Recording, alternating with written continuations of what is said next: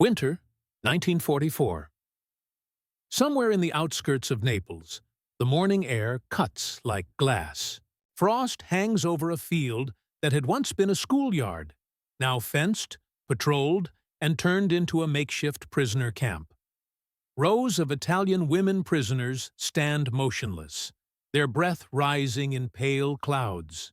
Most wear mismatched coats, remnants of old uniforms, Red Cross armbands now dirt-stained and meaningless. Beyond the wire, a British sergeant shouts orders in clipped English, a voice cold, without cruelty, but stripped of empathy. Undress. Medical inspection.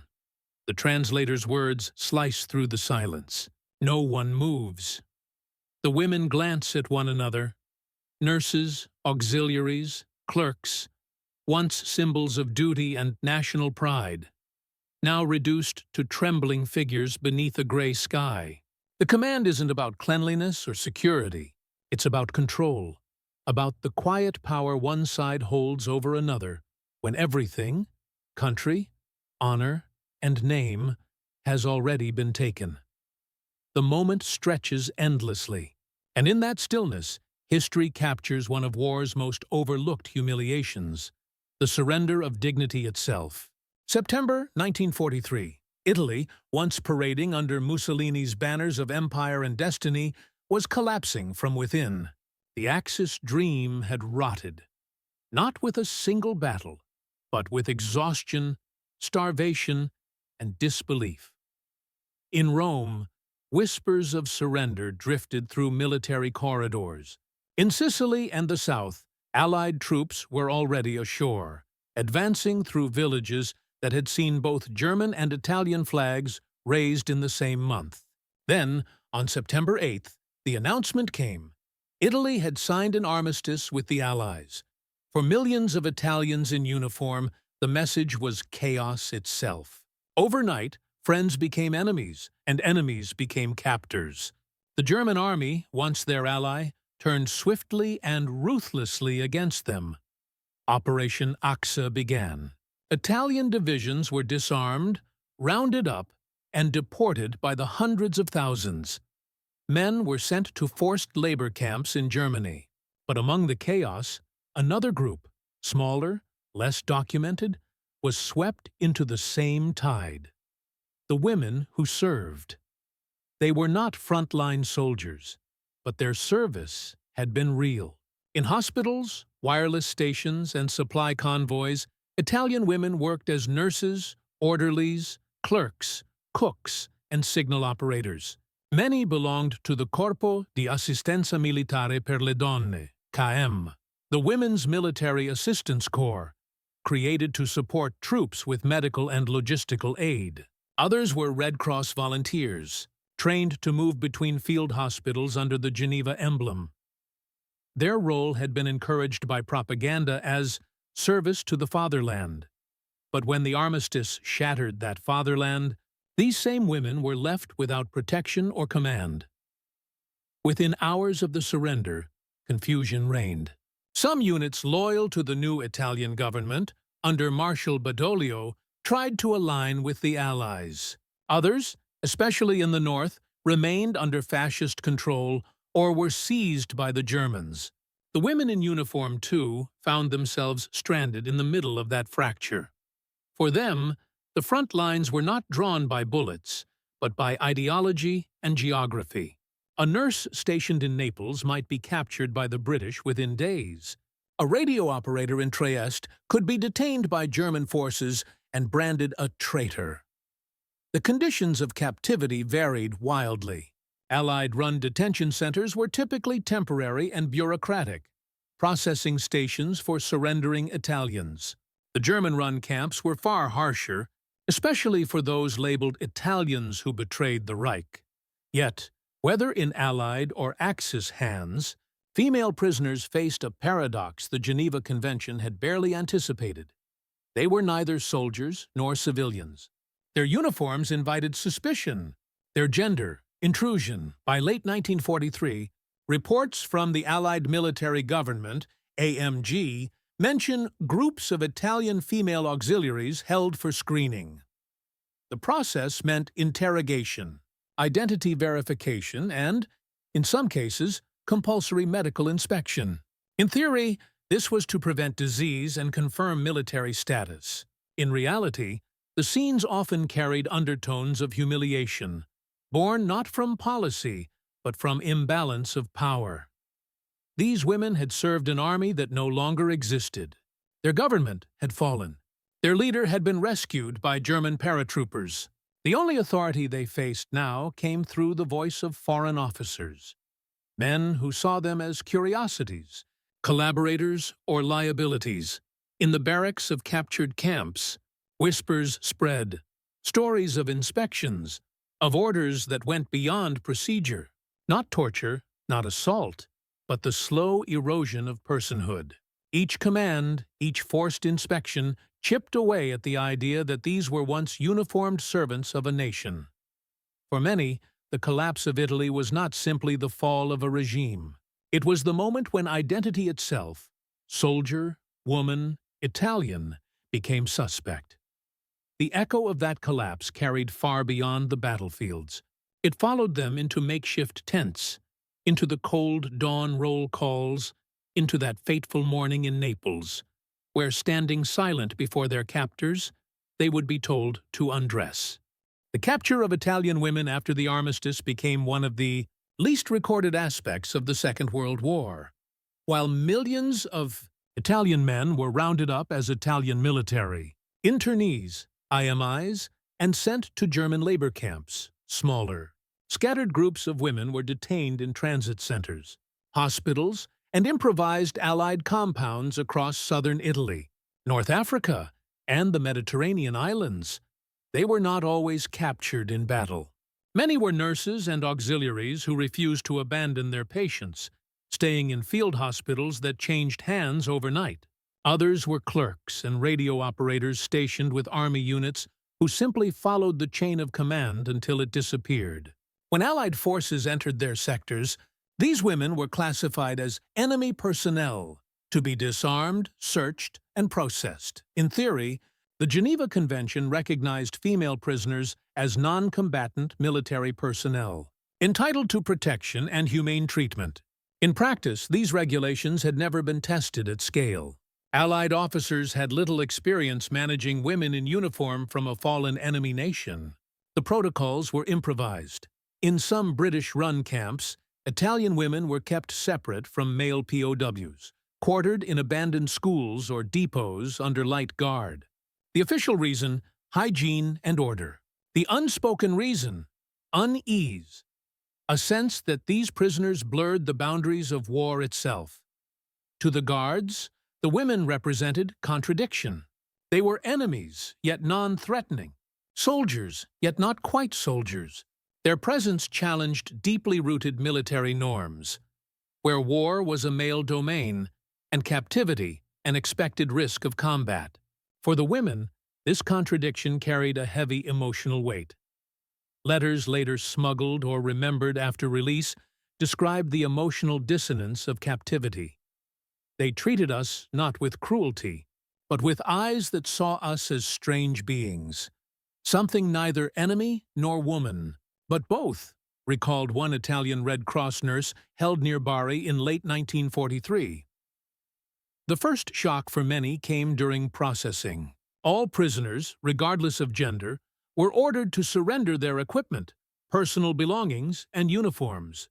But for women, this procedure took on a deeper, almost symbolic meaning. The act of removing insignia, jackets, and belts was a stripping of identity itself. Each uniform carried history, stitched with pride, duty, and belief. When it was taken away, the women were left exposed in a way that transcended clothing. The command to undress for inspection, repeated in broken Italian or English, often drew not protest, but silence. Not because they obeyed willingly, but because resistance felt futile in the weight of defeat. The Allied policy toward Italian POWs evolved rapidly. In early 1944, as Italy's co-belligerent status became official, most male prisoners were gradually reclassified and offered the chance to join the Italian co-belligerent army or labor units. Women, however, had no such formal path. They remained administratively invisible, held for weeks or months, then quietly released or transferred to civilian status. For the Germans, the situation was harsher. Women captured in northern or eastern Italy were treated as traitors to the Axis. In camps like Bolzano, Ravensbrück, and Innsbruck-Reichenau, Italian female auxiliaries and nurses were interrogated, sometimes beaten, often worked to exhaustion. Their uniforms marked them as collaborators. Their gender made them vulnerable. The humiliation was public, deliberate, meant to remind them that loyalty to a fallen regime carried no protection. Between these two extremes, the calculated brutality of the German system and the procedural coldness of the Allied, the Italian, women POWs existed in a kind of moral limbo. They were neither victims of overt atrocity nor recipients of compassion. They were forgotten participants in a war that had moved on without them. Yet, within that silence, the human cost was immense. In the Allied camps of southern Italy, women endured the psychological erosion of being inspected, ordered, and reclassified by men who did not see them as equals. The forced medical exams, often performed outdoors or in crude facilities, were justified as routine hygiene. But for those who endured them, they were moments of deep humiliation. The shock was not physical. It was existential. To be told to undress, not as a patient, not as a soldier, but as a captive, was to confront the raw imbalance of power that war had created. By the winter of 1944, most of these women would be repatriated, their service records erased or rewritten. But for those few hundred still held in camps near Naples, Ancona, and Taranto, the memory of that single command, "Undress," would remain the sharpest wound of all. And it is in one of those camps, under the pale December light, that our story pauses, just before history captured the moment when silence became protest without a word spoken. Captivity has always been more than confinement. It is a slow unmaking of the self, the quiet erosion of confidence, dignity, and memory. For the Italian women held in the Allied camps of southern Italy, the war did not end with surrender. It transformed into something more personal, a confrontation with who they were once allowed to be, and what defeat had made them become. Most had entered service believing their work carried honor. They wore pressed uniforms, armbands, and badges that connected them to a cause larger than themselves. In photographs before 1943, they appear almost serene. Nurses tending to wounded soldiers, auxiliaries smiling beside field radios, eyes reflecting a fragile idealism. They were told they were part of Italy's rebirth, its disciplined, modern future. But when the orders came to remove those same uniforms, something inside fractured. For soldiers, being stripped of rank is punishment. For women, it carried a different weight, a mixture of vulnerability and exposure that touched the core of identity itself. The simple act of unbuttoning a tunic, under the watchful gaze of occupying guards, erased the line between soldier and subject. Fear lived in the silence that followed every command. It was not the terror of violence, though that possibility lingered, but the deeper fear of invisibility. To the world, they had ceased to exist as individuals. They were simply Italian women prisoners. Names were mispronounced, ranks ignored, service histories misplaced. In official Allied records, they appeared as female internees, non-combatant. They had entered history, yet disappeared from it at the same time. At night, inside the drafty barracks, they whispered to one another in low voices. They spoke of home, of families who might think them dead, of the men they had served beside, now scattered or missing. Many wept not for what was happening, but for what had already been lost, the sense of belonging. There was a shared understanding among them, an unspoken pact of dignity.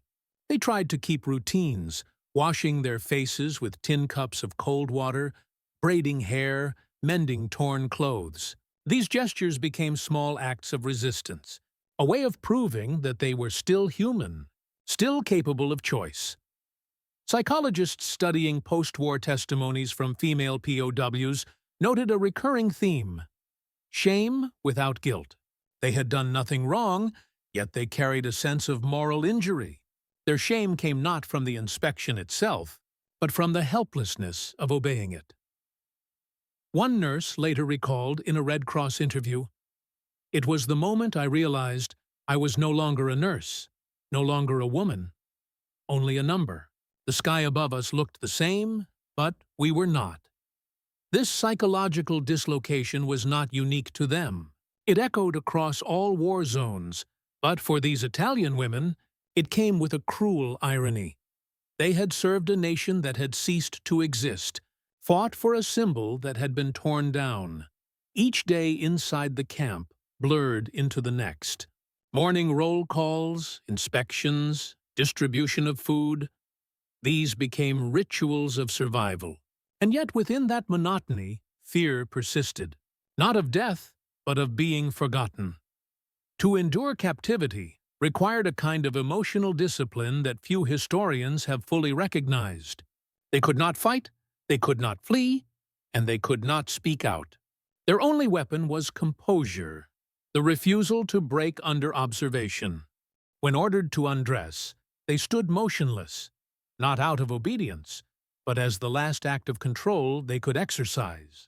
The silence that fell over them was not surrender. It was defiance. That stillness became their language, their shield, and their testimony.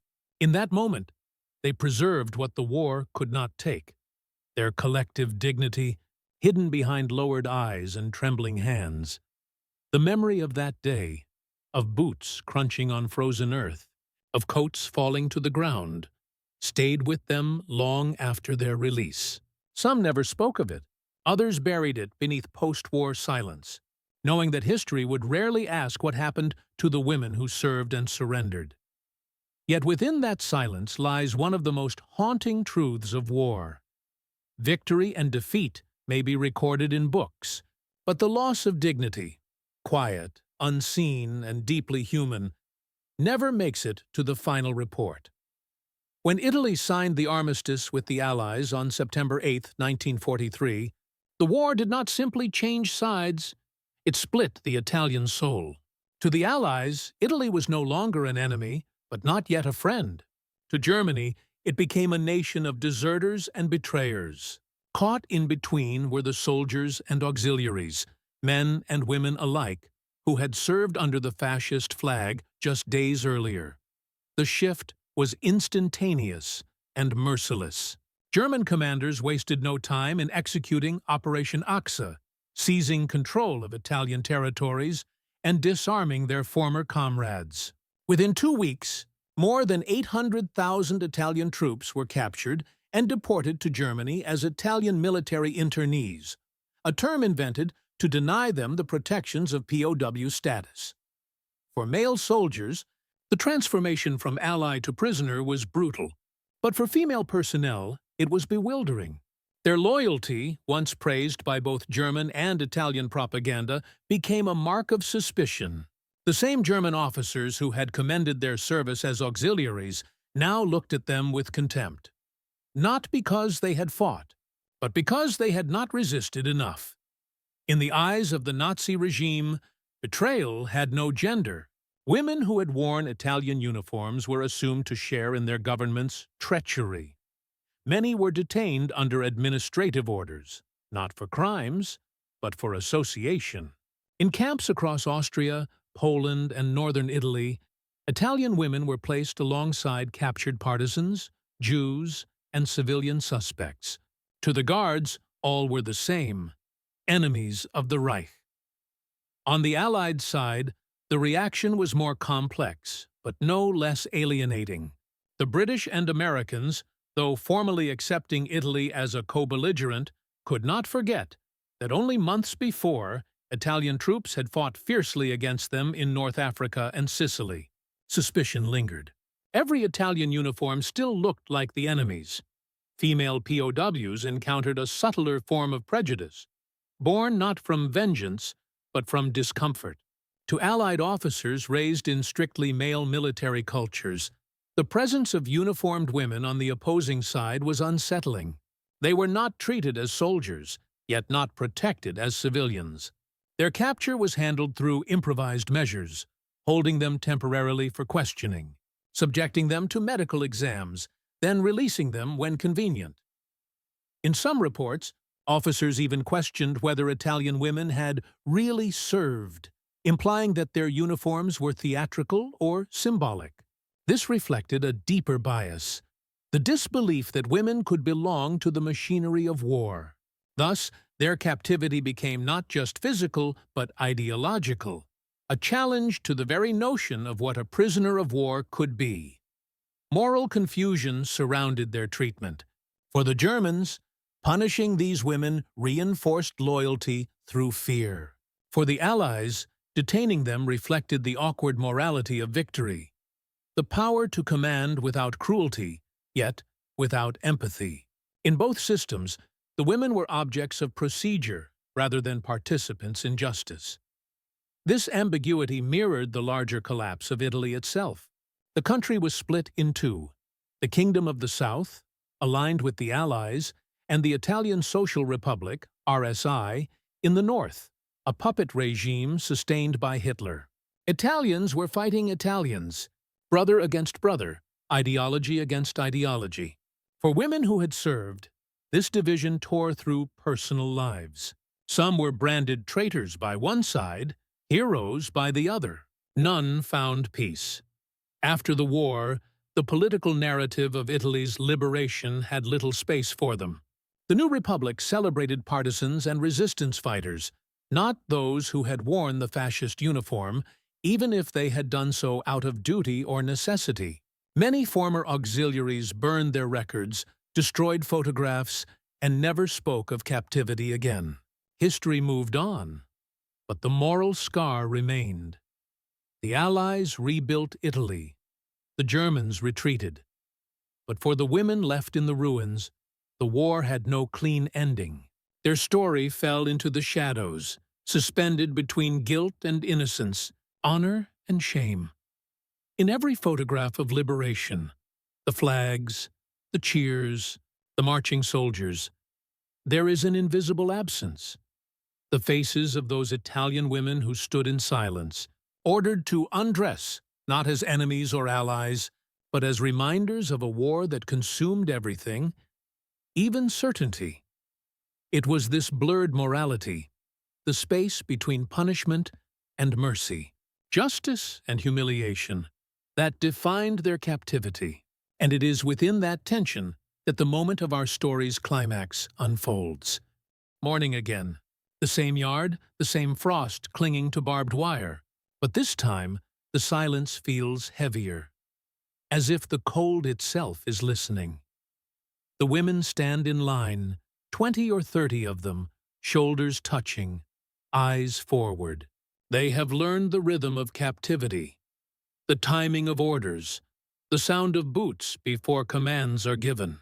Yet today, something in the guard's tone feels different.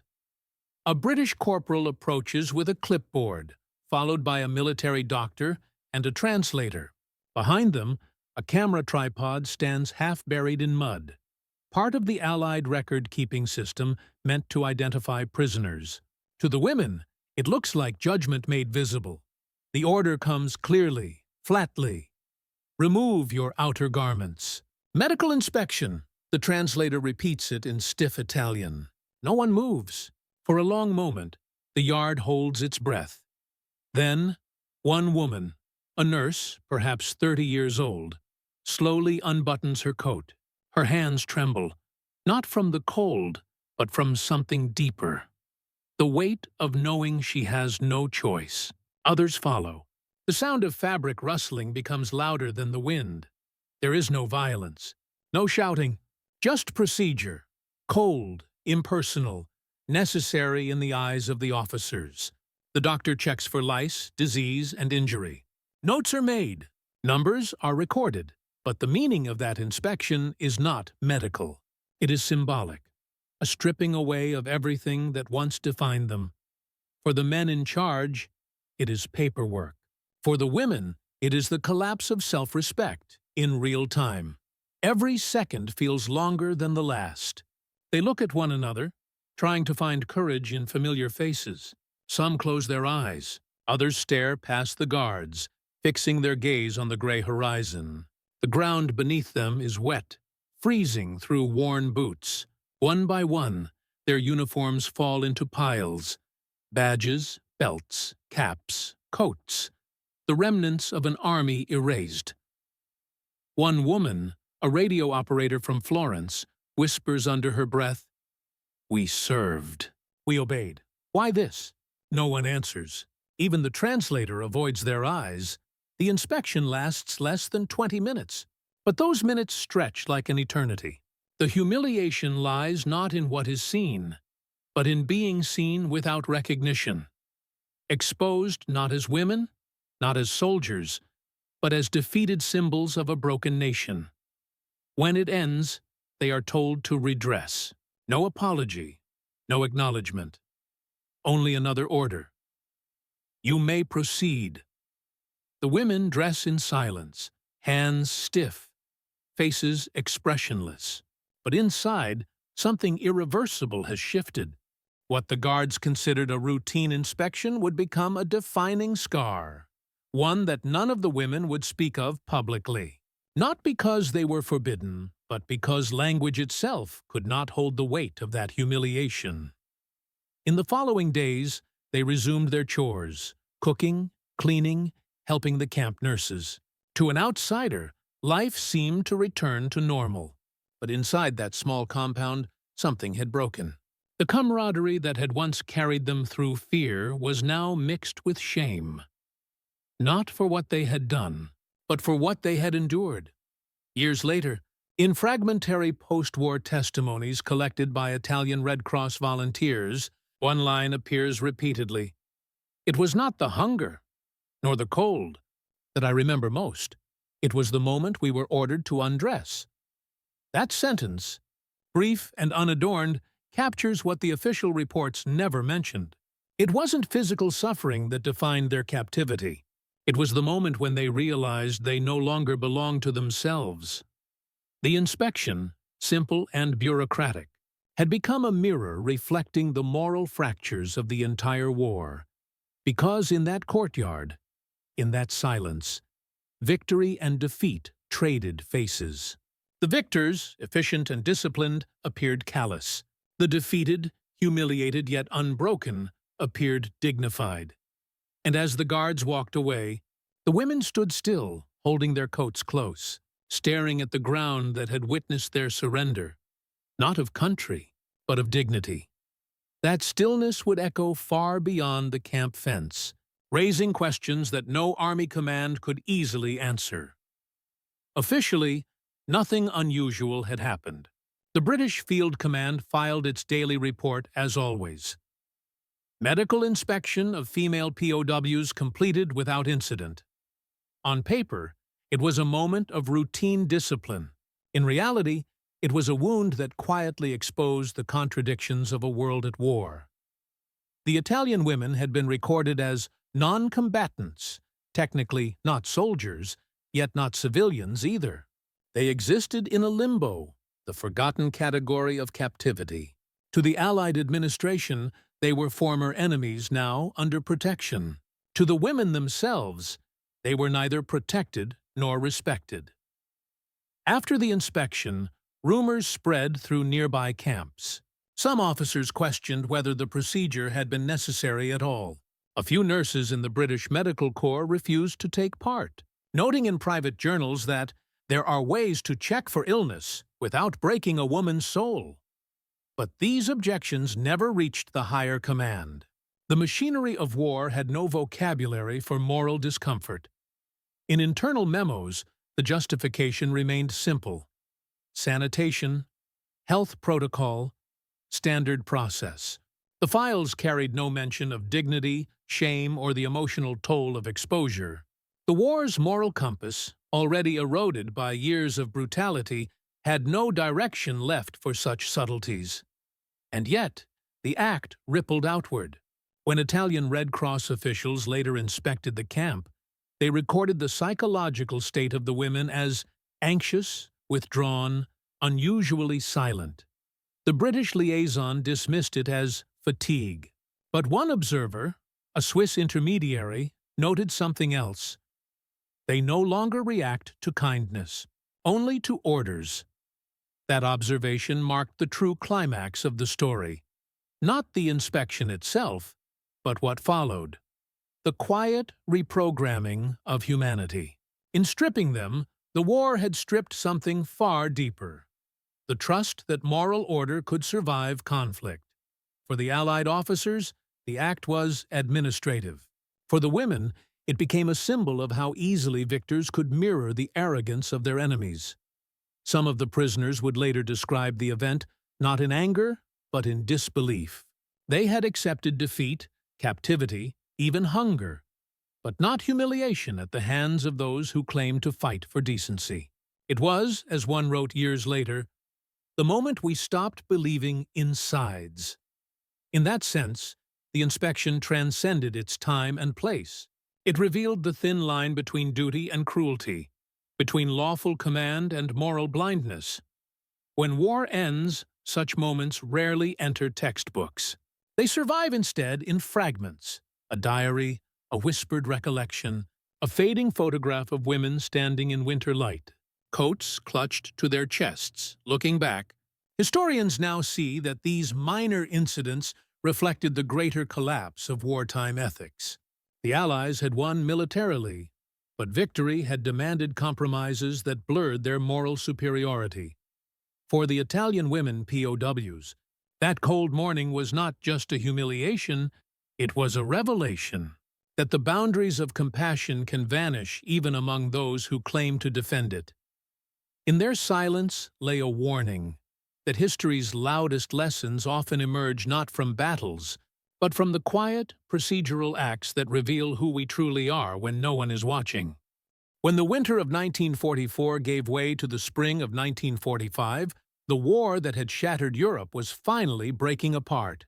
Armies retreated, nations changed sides again, and the lines between friend and enemy blurred into exhaustion. For the Italian women prisoners of war, however, liberation did not come as a dramatic rescue. It came slowly, quietly, and without ceremony.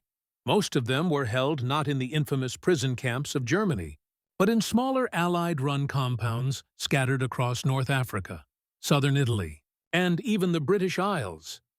These were not death camps. Food was rationed but sufficient. Work was enforced but not brutal. Yet, in the silence of those fenced perimeters, another kind of suffering took root, one built on erasure and uncertainty. The women were not classified as combatants. Their military service, as nurses, clerks, radio operators, or medical volunteers, placed them in a bureaucratic gray zone.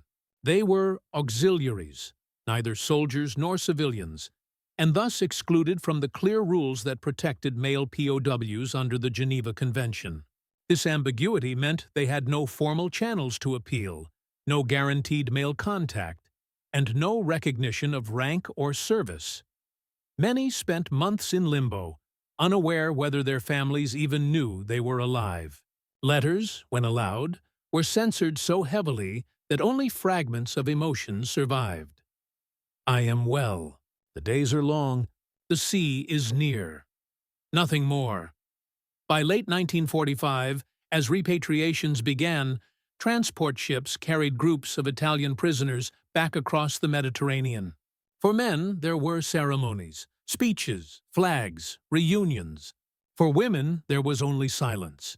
They disembarked quietly, often at Naples or Bari, and walked into cities still scarred by bombings, where survival itself had become a daily struggle. They returned to find no place waiting for them. The new Italy, torn between monarchy, fascist collapse, and the birth of the Republic, had little interest in remembering women who had worn uniforms under Mussolini's regime, even if only as medical staff. In a nation eager to rebuild its moral image, female prisoners of war were an inconvenient reminder of compromise, collaboration, and defeat. Some tried to reclaim their old jobs as nurses or clerks, but were dismissed or ignored. Others married quietly and buried their pasts beneath new names. A few emigrated, taking their memories with them. None were invited to speak publicly of captivity. When post-war Italy celebrated its heroines, resistance fighters, partisans, and the women of the home front, these POWs were left out entirely. They didn't fit the narrative. They weren't victims of the Germans or martyrs for the resistance. They had simply been on the wrong side of history at the wrong moment. For many, the silence was unbearable. Some kept diaries that would not be discovered until decades later. In their pages, the war is reduced not to battles or ideology, but to moments of lost humanity. The humiliation of inspection, the endless counting of days, the quiet terror of being forgotten. One former auxiliary wrote in 1953, "We did not expect mercy, only to be remembered. But when we came home, it was as if we had never existed." That became their collective fate. A generation of women whose wartime service was erased, whose captivity was dismissed as a technicality, and whose trauma was too subtle, too private, for a nation still obsessed with grander tragedies. Their story dissolved into archives and footnotes, overshadowed by the heroism of men and the suffering of others deemed more legitimate. Yet within that obscurity lies something profound. The quiet endurance of women who learned that survival sometimes means living without recognition. For them, the war did not end with the armistice. It lingered, in the shame of uniforms burned in backyards, in the unspoken memories passed between mothers and daughters, and in the heavy silence that only those who have seen both sides of victory can truly understand. When peace finally settled over Europe, nations began rewriting their histories, not to record the truth, but to control the memory of what had happened. Italy, in particular, needed heroes, not reminders of defeat. Its post-war governments and historians crafted a new moral narrative, one of liberation, resistance, and rebirth. And within that narrative, the story of the Italian women POWs had no place. Official documents recorded their existence, but public discourse erased their meaning. The Ministry of Defense listed them as non-military personnel detained abroad. No distinction, no dignity, no context. It was administrative invisibility, a bureaucratic disappearance. The irony was painful. These women had served in the name of Italy, had endured captivity under both Allied and Axis powers, and yet, when the war ended, their suffering was politically inconvenient. Post-war Italy sought to present its women as symbols of resilience and purity, the mothers who rebuilt homes, the partisans who resisted tyranny. But women who had worn fascist uniforms, even as nurses or clerks, represented a past too contaminated to acknowledge. Historians of the 1950s and 1960s rarely mentioned them. The great military chronicles of the Italian campaign spoke of divisions, generals, and armistices, but not of women standing shivering in a fenced yard, ordered to undress under a foreign flag. Their experience was filed under disciplinary measures, never under humiliation. This selective remembering shaped public identity for generations. In post-war classrooms, students learned of male heroism and political redemption, not of moral complexity or the cost paid by ordinary individuals caught between regimes. In the silence of that omission, the Italian women POWs were effectively erased twice, once by war and again by history. Only in the late 20th century did fragments of their voices begin to resurface. A few aging survivors spoke in local interviews. Some letters, hidden in attics, were found by descendants. Italian historians like Marina Addis Saba and Gabriella Gribaldi began documenting the overlooked role of women under fascism, not to glorify it, but to understand its human contradictions. Through their work, The women's testimonies found fragile light. Recollections of fear, of hunger, of the unbearable quiet after commands were obeyed. Yet, even today, their story remains marginal, overshadowed by louder narratives of victory and defeat. The Allied archives record them as inspected and released, while Italian state records treat them as an anomaly. No monuments bear their names. No official days commemorate their endurance. And perhaps that is the final injustice, that the humiliation these women endured was never acknowledged as part of Italy's war trauma, only as a forgotten footnote. Their silence, however, carries its own form of resistance. By surviving, by refusing to let the memory vanish completely, they embody a truth the victors could not erase. That dignity, once taken, can only be restored by remembrance. Today, historians look back and see in their story a mirror, reflecting how easily nations sacrifice individual suffering for political purity, and how history, when convenient, abandons those who lived its most uncomfortable truths. The Italian women POWs never asked for sympathy or fame. What they wanted was recognition, a line in the collective memory that said simply, they were there, they endured, and they mattered. War remembers its noise, the thunder of artillery, the clash of empires, the speeches of generals, but it rarely remembers its silence. And in that silence live those who were never meant to be remembered. The Italian women, prisoners of war, whose humiliation was too small for headlines and too human for politics. Their story does not fit the traditional language of victory or defeat. There were no heroes, no villains, only ordinary women caught in the machinery of history, where dignity could be stripped as easily as a uniform.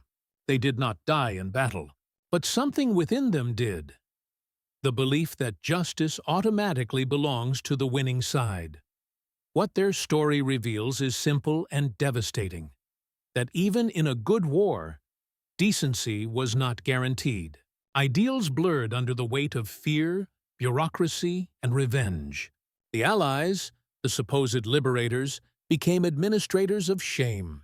The victims of one system were momentarily turned into victims of another. And yet, amid that moral fog, the women endured. They obeyed, survived, returned, and lived out quiet lives in a country that preferred their silence. But survival is not the same as peace. Their memories, half buried, half spoken, became silent protests against a world that values power more than empathy.